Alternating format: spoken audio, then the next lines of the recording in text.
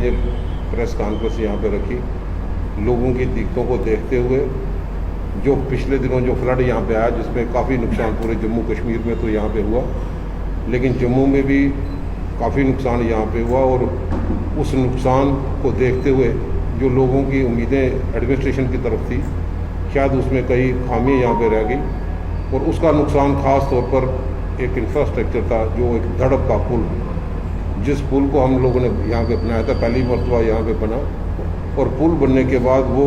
पूरा का पूरा पुल जो था वो बह गया इस फ्लड के कारण। उस फ्लड के कारण जो पुल बहा उससे कम डगियाना से लेके डगियाना इंडस्ट्री स्टेट से लेकर आरसपुरे तक वो रोड कनेक्टिविटी थी और कम से कम 4 लाख के करीब वो लोग प्रभावित यहाँ पे हुए। ये जम्मू और आरसपुरा का एक अल्टरनेटिव रोड के तौर पे भी यहाँ पे काम करता था। इसकी इम्पोर्टेंस इसलिए भी थी क्योंकि बंदूराख में एक आर्मी का पूरा वहाँ पे जुमावड़ा यहाँ पे रहता है, वहाँ पे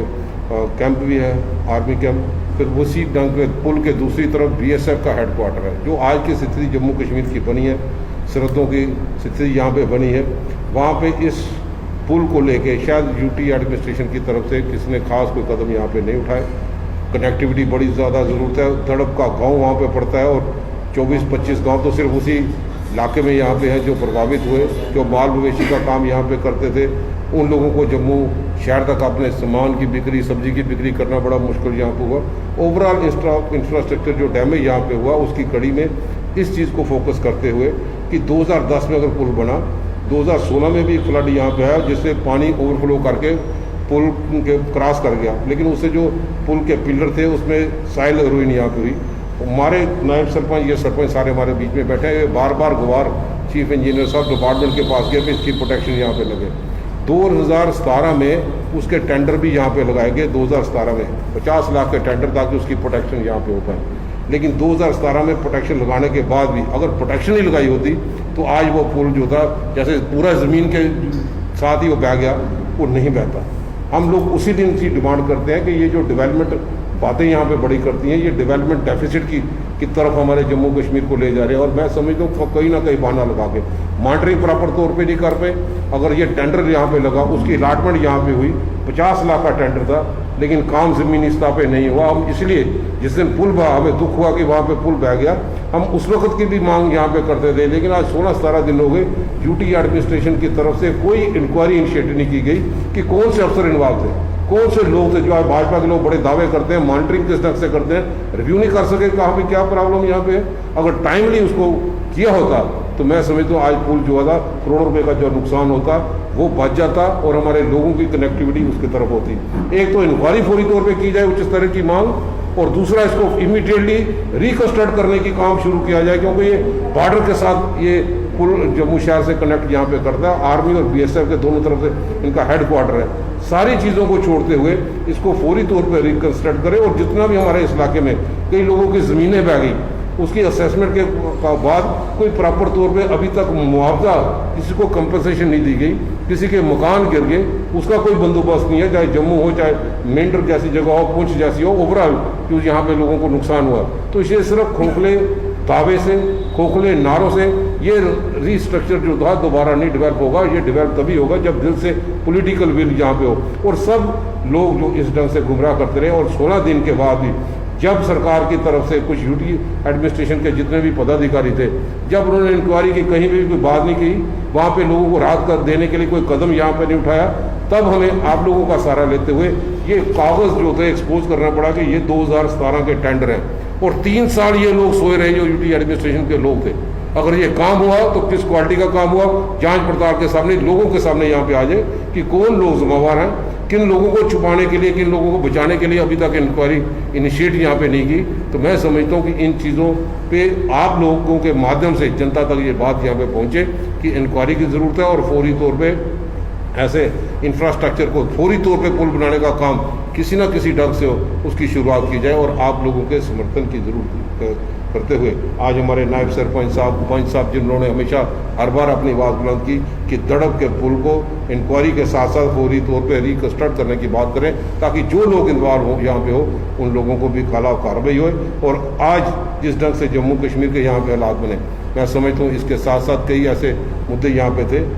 कि कोरोना के सिलसिले में आज जंग तेज यहाँ पे हो गई,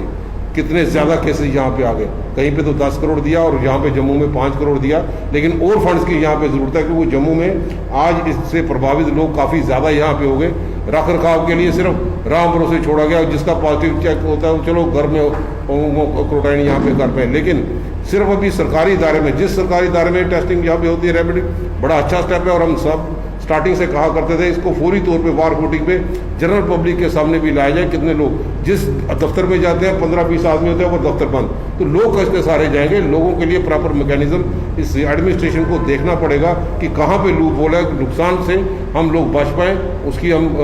ज़रूर मांग करते हैं कि उसके साथ साथ उन चीज़ों का रख रखाव भी किया जाए। लेकिन आज हम फिर भी हम बताते हैं कि हम पंचपक्तर के सिलसिले में हमारा स्टैंड क्लियर है कि उसकी जांच पड़ताल करने के लिए जो लोग दोषी हैं, जिन्होंने ज़मीन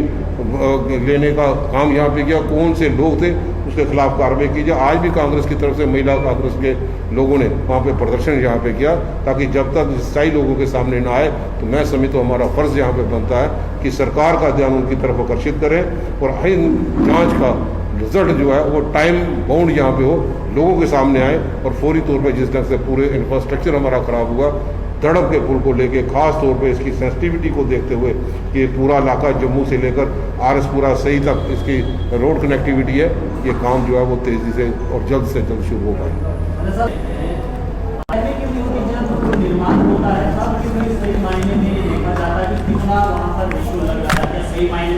रिश्वत जो और 2017 को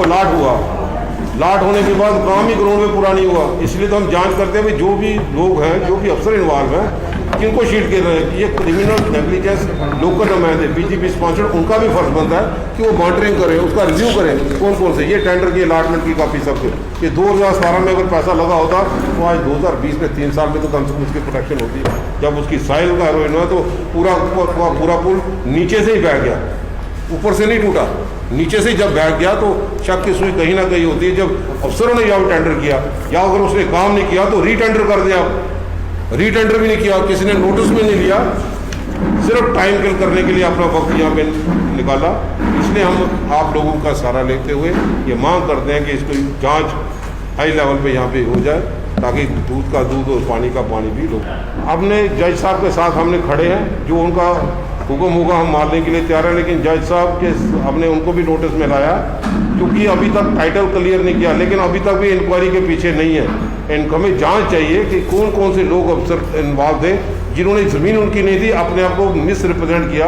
फैक्ट्स को छुपाए, वो भी जनता यहाँ पे जानना चाहती है। इसलिए हम उस इंक्वायरी के साथ खड़े हैं और हमने वहाँ पे इसलिए नहीं गए क्योंकि ये अभी तक आधा हाफ अटेंडिंग फैसला था।